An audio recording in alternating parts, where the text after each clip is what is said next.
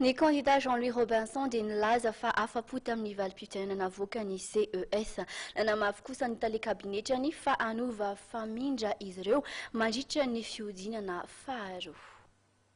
Afa-po izay nambaran'ny candidat Jean-Louis Robinson raha nilaza ny heviny izy mahakasika ireny didina avoaka ny fitsarana manokana amin'ny sahana ny fifidianana ireny. Dia ireny zany vokatra nanao miasa ny mpitsara ary naneo koa ny fahaiza-miasa ary ny fahamarinana. Izany hoe afa-po tamin'ilay voka-pifidianana? Afa-po ato. Ohatrany ahoana ny mieritreritra ho an'ny fanomanana ny fiodinana faharoa?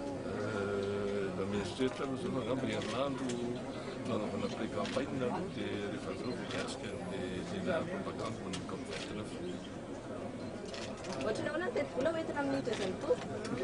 Eo calculer anazy amin'izao fotoana zao dia jerena daholo ireo olona afaka manampy ary raisina tanandroa izay afaka manampy rehetra tsy hakanafaka.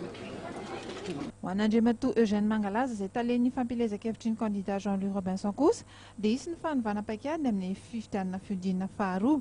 Nanamafy koa ity praiminisitra teo aloha ity fa iroso amin'ny fampihavanana izy ireo ary tsara nisy disadisa eo amin'ny samy malagasy izany izay atsahatra.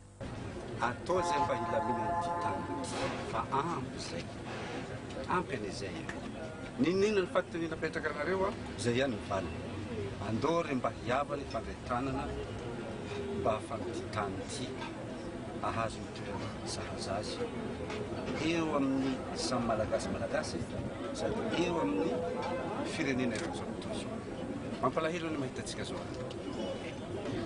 Mety hitarika ny mouvance raha tsy afaka angahitsika tsy atao anaty fifidianana dia